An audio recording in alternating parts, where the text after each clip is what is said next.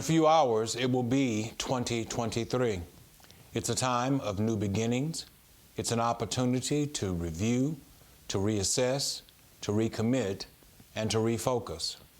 For many, 2023 holds the promise of glorious and wonderful things that are on the horizon. Young couples will wed this year.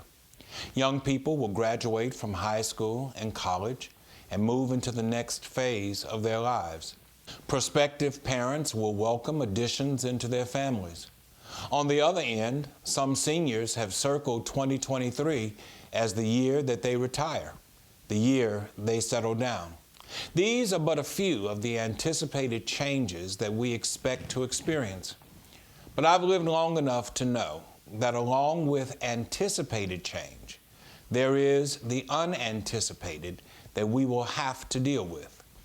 Divorce is going to come to some couple this year. Sickness is going to prevail in someone's body and mind this year. Death is going to claim someone close to us this year. Someone that we trusted is going to fail us this year. Some situation that we hoped would turn out one way will turn out another this year.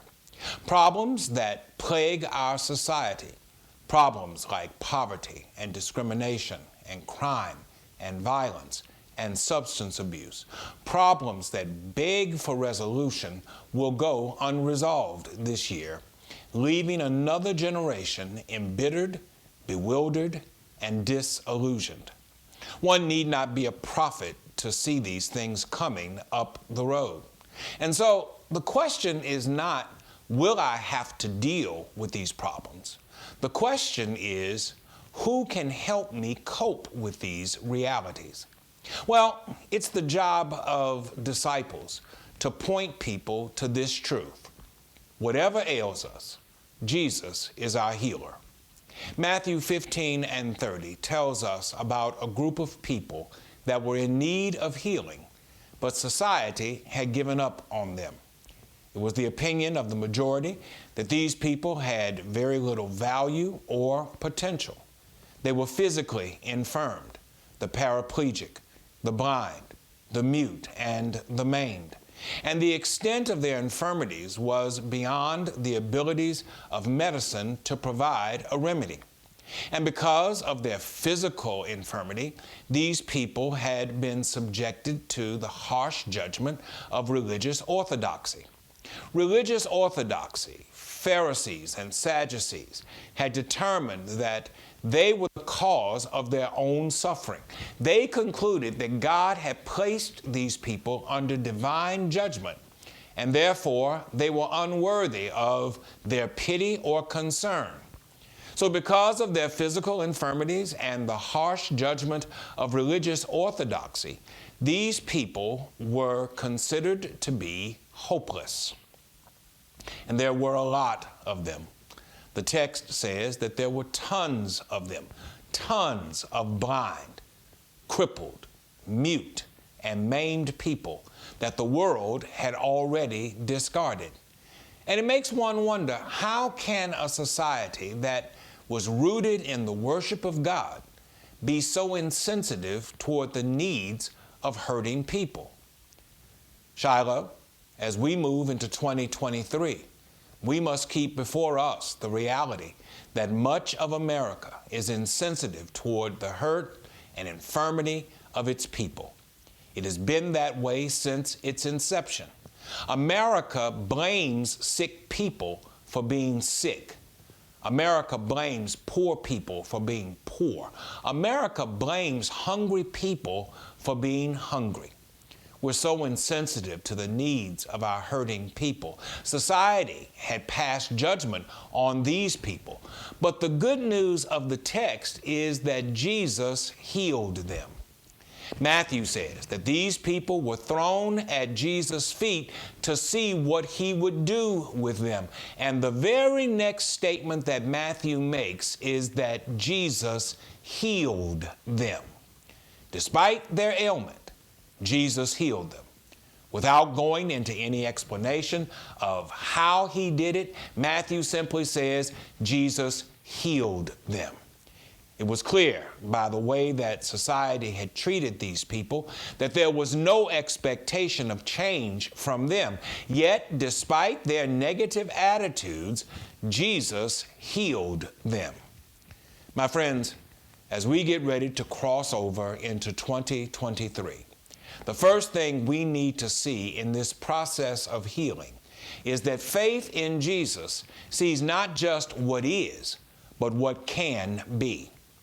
Don't overlook the fact that these people were brought to Jesus. They couldn't come on their own. They were brought to him by those who refused to believe that what they were was all that they could be.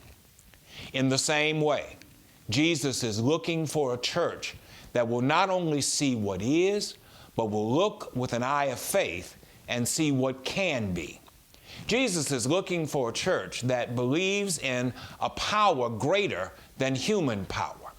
The first step in the process of healing is that there are men, women, and children of Jesus Christ who will look past what is and see what can be if we bring people to Jesus. A second thing we can note here is that the prognosis is greater than the diagnosis. The diagnosis of society was based solely on human evidence, but the prognosis revealed that in Jesus there was therapy available. Our job in 2023 is to tell people that whatever their spiritual illness, they have a good prognosis if they submit to Jesus. If you've got anger issues, let Jesus be your anger manager. If you've got trust issues, let Jesus be your confidant. If you've got heart trouble, let Jesus be your spiritual cardiologist. Jesus will make a weak heart strong and a mean heart kind. Jesus will make a hateful heart loving and a vengeful heart forgiving. Finally, the process of healing will result in transformation.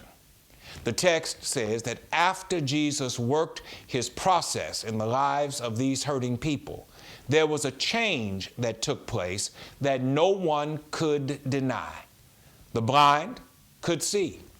The mute could speak. The maimed were healed.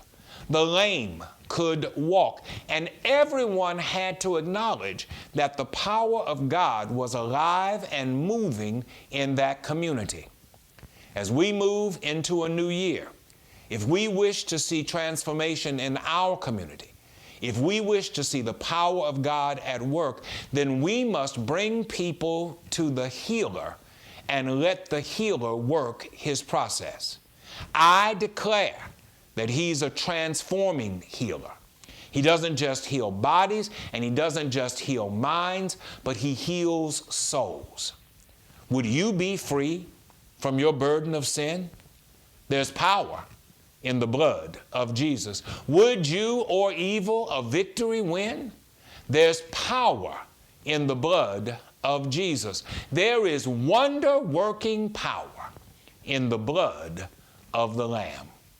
Have a blessed and happy New Year.